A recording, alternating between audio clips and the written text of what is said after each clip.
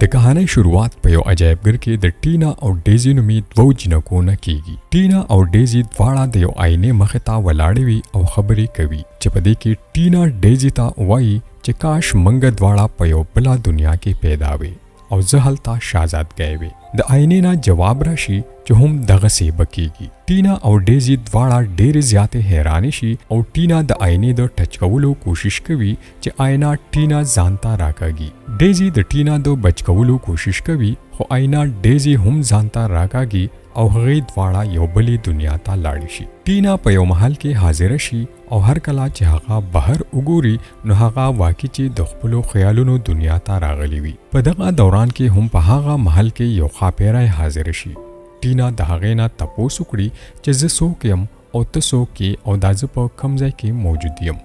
د دې په جواب کې هغه ښاپیری ټینا ته وایي چې زما نوم سپارکی دی او ته یو بلې دنیا ته راغلی یې او ته په دې دنیا کې د راجا میکس لور یې او ته ټینا شهزادي یې. ټینا د سپارکی نه د هغه جادویي آینې په باره کې تپوس وکړي نو سپارکی هغې له جواب ورکړي چې ستا پلار راجا میکس دې دنیا ته د راتلو ټولې لارې بندې کړي دي او دغه آینه دې دنیا ته د راتلو واحد لاره ده. په بل سین کې منګه ګورو چې ډیزی هم هغه جادویي دنیا کې موجود وي.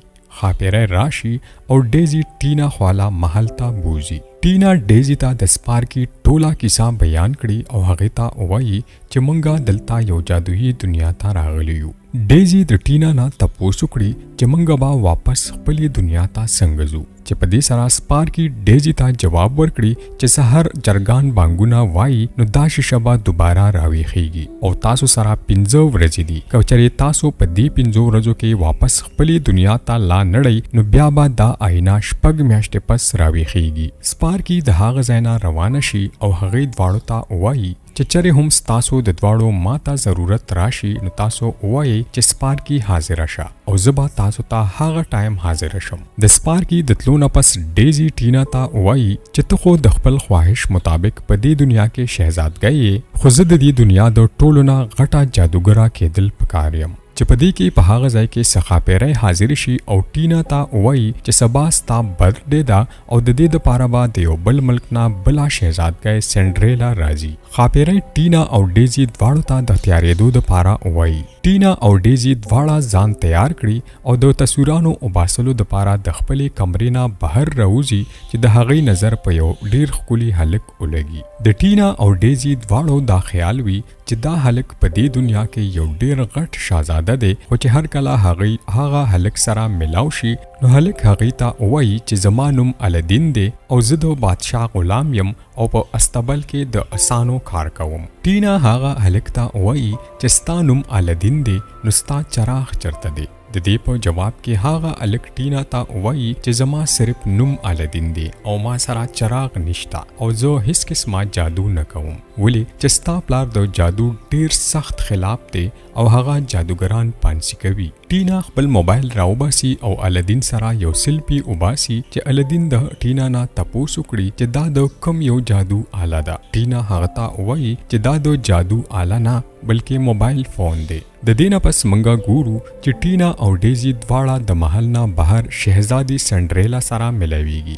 شهزادي سنډریلا هغې ته وایي چې کوم شهزاده ما سره واده کول غواړي نو هغه به د دغې ګټې نه په خپل زور سره دغه توره راوباسي او نن شهزاده البرټ راغلی دی کوم چې ما سره واده کول غواړي. شهزاده البرټ د هغه تورې رایستلو ډیر زیات کوشش وکړي او ډیر زیات زور وکړي خو هغه په هغه توره راوباسلو کې کامیاب نشي. د دې نه پس ټینا او ډیزی دواړه محل ته د روټۍ دپاره راشي. هغې چې وګوري نو د روټۍ په ټیبل باندې راجا میکس ناست وي کوم چې بالکل د ماشومانو په شان ښکاري او هغه په ټیبل باندې پروت یو تصویر سره خبرې کوي په کوم کې چې د هغه ښځه قید وي. راجا میکس خپل یو سپاهي ته حکم وکړي چې مالا د ځوانۍ د اوبو نه یو ګیلاس راوړئ. سپاهي لاړ شي او هغه لا هغه د ځوانۍ اوبه راوړي چې په دې کې په تصویر کې دننه قید د ټینا مور هغه ته وایي چې د ځوانۍ اوبه هر وخت مسکه ګینې نو ته به ډیر زیات ماشوم شي او ستا زور به ختم شي.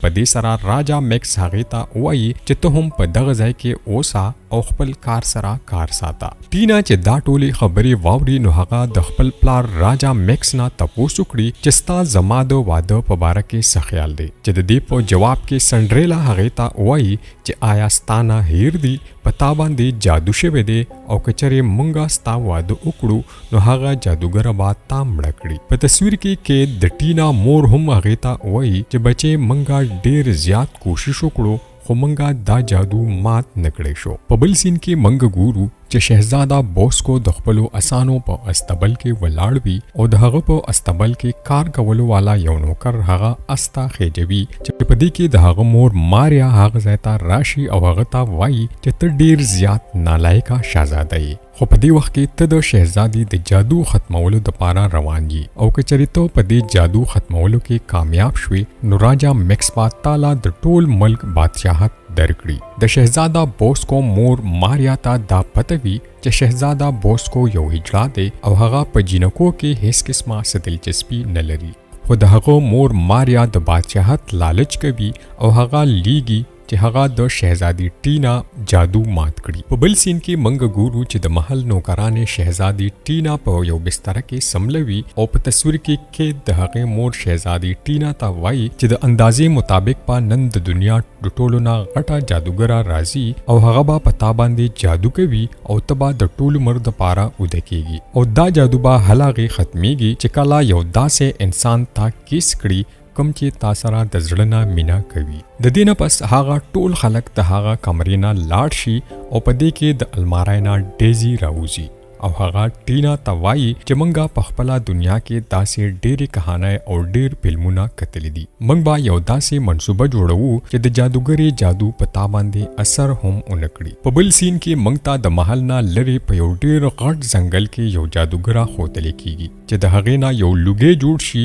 او د ټینا کمرې ته راشي، خو چې هر کله هغه د ټینا کمرې ته راشي او وګوري نو ټینا په خپله بستره کې نه وي. ټینا په هغې د شاته نه راشي او هغې ته وایي چې ما ته پته وه چې نن به ته راځې او په ما به جادو کوي او ما به د ټول عمر دپاره اوده کوي. ټینا هغې ته وایي چې ما په خپله دنیا کې ډېر زیات فلمونه کتلي دي او زه په دې هر څه باندې پوه یم ته به په خپل مقصد کې هیڅ چرې هم کامیابه نه شي. جادوګره نه فلم پیژني او نه هغې ته دا معلومات وي چې ټینا د بلې دنیا نه راغلې ده. په دغه دوران کې ډیزي په هغه جادوګرې حمله وکړي او جادوګره په هغه ځای کې راپریوځي. جادوګره په ټینا سمندرونه وایي چې هغې سره ټینا په براف هوا کې اوچته شي، خو په ټینا د جادو د اثر کولو نه مخکې ټینا هغه جادویي سیز راوغورځوي. جادوګره په خپل جادویي طاقت سره واپس هغه سیز د ټینا په خوله کې واچوي، خو ټینا واپس هغه سیز راوغورځوي. د جادوګرې هغه جادویي سیز په ټوله کمره کې ګرځي، خو ټینا او ډیزي هغه په یو ګلدسته کې بند کړي او په ټیبل یې کېږدي. هر کله چې سحر شي نو ډیزي ټینا ته وایي چې زه چې واپس خپلې دنیا ته لاړ شو، خو چې ټینا د خپلې کمرې نه بهر وګوري نو په دیوال باندې شهزاده بوسکو د ټینا کمرې ته راخیږي. ټینا ډیزي ته وایي چې یو شهزاده زما د کتو دپاره را روان دی او ته لږ غونته صبر وکړه، زه دې سره ویډیوز جوړوم او هغه به زمونږ په دنیا کې ډېرې زیاتې وایرل شي. ډیزي ټینا ته وایي چې ستا دماغ خراب دی. هغه خپلې دنیا ته د زر تلو په کوشش کې وي، خو چې هغې وګوري نو بوسکو کړکۍ ته رانږدې شوی وي. دغه دوران کې ډیزي پټه شي او ټینا په بیټ کې سملي. بوسکو چې ټینا ویني نو هغه دا سوچ وکړي چې په ټینا جادو شوی دی او هغه دې وخت کې اوده ده. په دې وجه بوسکو راشي او د ټینا د کیس کولو کوشش کوي چې په دغه ځای کې ټینا ویریږي او راپاسي. شهزاده بوسکو ټینا ته وایي چې زما دا خیال و چې په تا جادو شوی دی او په دې وجه ته اوده شوي او زه تا سره د مینې کولو او ستا د راویښېدو دپاره خپلې مور دلته رالیږلی یم. په دغه دوران کې بوسکو راشي او ټینا ته یو ګوتمه اچوي او هغې سره نکاح کوي، خو ټینا هغه له یو دیکه ورکړي او په دې سره بوسکو راپریوځي او د هغه ګلدستې نه هغه جادویي سیز دوباره راوځي. هغه جادویي سیز ټینا پسې لګېدلی وي او د ټینا خولې ته دننه د تلو کوشش کوي چې په دې وجه ټینا او ټول خلک د هغې نه یو پله او بل پله منډې وهي چې په دې کې آینه ماته شي او هغه جادویي سیز د شهزاده خولې ته لاړ شي او په شهزاده د هغې اثر وشي او شهزاده ټول عمر لا اوده شي. ډیزي چې دا هر څه ویني نو هغه بهر راشي او ټینا ته وایي چې دا شهزاده به د خوب نه هله راپاسي چې یو داسې کس دی کیس کی کوم چې د سره د زړه نه پرختیا مینا کوي. ټینا هغې ته وایي چې که دی چا ولیدو نو ټول خلک به دا سوچ کوي چې د دوی دا حالت منګ کړی دی. په دې وجه ټینا د شهزاده بوسکو باډي په یو کمره کې پټه کړي. خو اوس هم د شهزادي ټینا او د ډیزي مصیبت نوي کم شوی.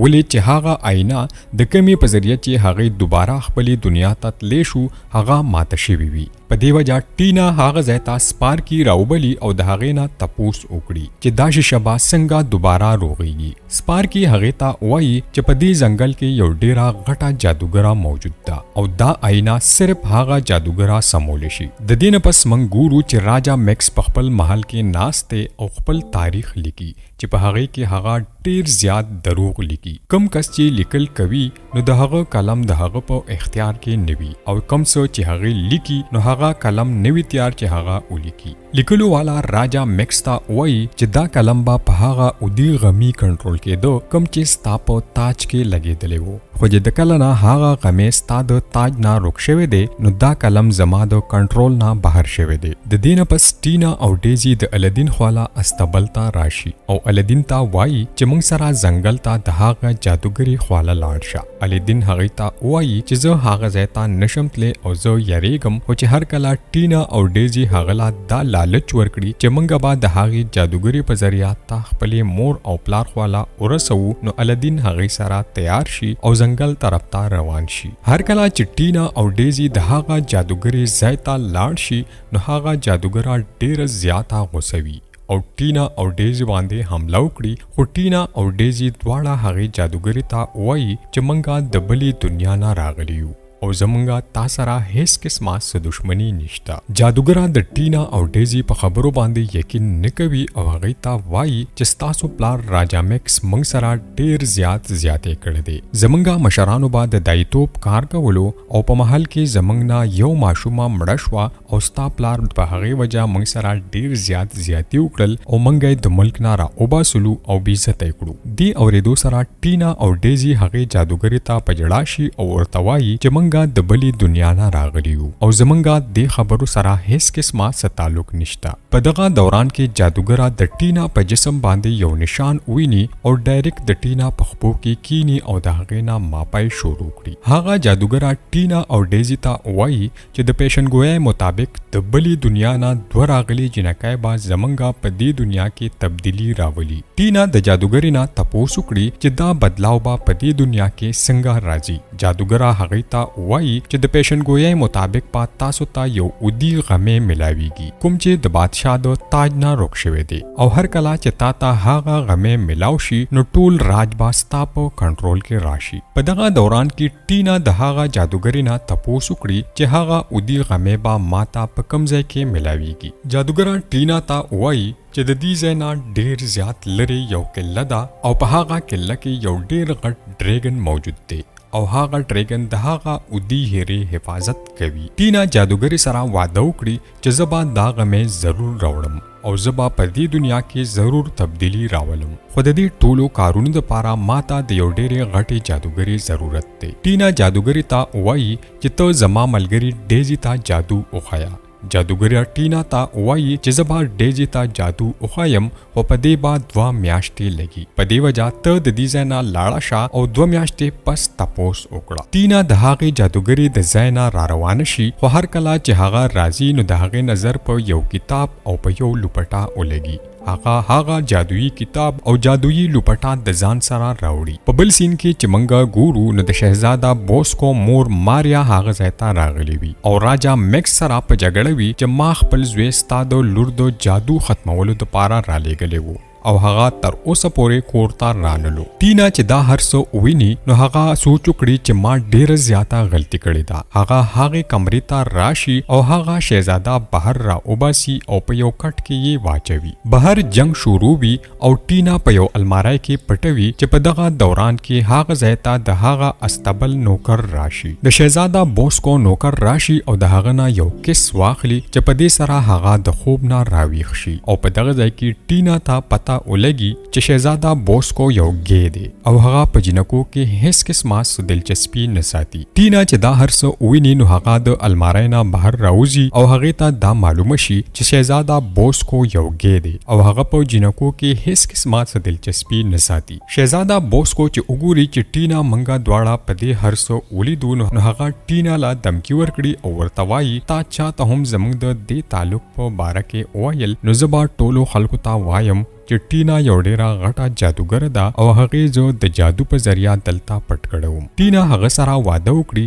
چې زه به هیڅ چاته نه وایم. په دغه دوران کې راجا میکس او د بوسکو مور ماریا دروازه کولاو کړي او هغه ځای ته راشي. د شهزاده بوسکو مور ماریا راجا میکس ته وایي چې زما زوی ستا د لور جادو مات کړی دی. راجا میکس هغې ته وایي چې د شرط مطابق به زه خپله لور ستا زوی بوسکو ته واده کوم. د دې نه پس ټینا د الدین ځای ته لاړه شي او هغه لا هغه دوپټه ورکړي او هغه ته وایي چې د دې دوپټې په ذریعه ته خپل مور پلار خواله تلی شي. الدین په هغه دوپټه کینی او خپل مور پلار خواله ورشي. د دې نه پس چې موږ ګورو نو ډیزي یو ډیره غټه جادوګره جوړه شوې وي او هغه محل ته راشي او د ټینا په مخ کې حاضر شي. خو چې هر کله هغه د ټینا لاس ونیسي نو هغې ته معلومه شي چې په بله دنیا کې د هغې د انټرنشپ څومره هم لیټرې چې وي نو هغه ټینا پټې کړې وي. په دې وجه هغه ټینا ته ډیره زیاته غوسه شي او هغې سره جنگ شروع کړي. ډیزي په ټینا حمله کوي چې په دغه دوران کې د بوسکو مور ماریا هغه ځای ته راشي. د بوسکو مور ماریا او ټینا د ډیزي د یاري د وجې په محل کې منډې وهي چې یو کمرې ته په غلطۍ کې لاړ شي. چې هلته هغې دواړه وګوري نو شهزاده بوسکو او د هغه نوکر د یو بل سره مزې کوي او د یو بل سره کیسینګ کوي. هر کله چې د شهزاده بوسکو مور د هغه دا حرکت ویني نو ډیره زیاته غوسه شي. خو ټینا هغې ته وایي چې دی پرېږده چې خپلې مزې کوي. بل سین کې موږ ګورو چې الدین او ټینا په هغه جادویي دوپټه کینی او هغه کلې طرف ته روان شي په کوم ځای کې چې هغه اودي غمې او هغه غټ ډریګن موجود وي. هر کله چې ټینا د هغه ډریګن مخې لا لاړه شي نو ډریګن ډیر زیات غوسه شي او په هغې حمله کوي. خو ټینا خپل موبایل راوباسي او په هغې کې یو ویډیو ولګوي. د ټینا د موبایل په سکرین چې هغه غټ ډریګن د خپل ځان په شان یو وړوکی ډریګن ویني نو د هغه په زړه کې رحم راشي او هغه د ټینا دوست جوړ شي. ډریګن شهزادي ټینا په خپل ځان باندې کېنوي او محل طرف ته روان شي.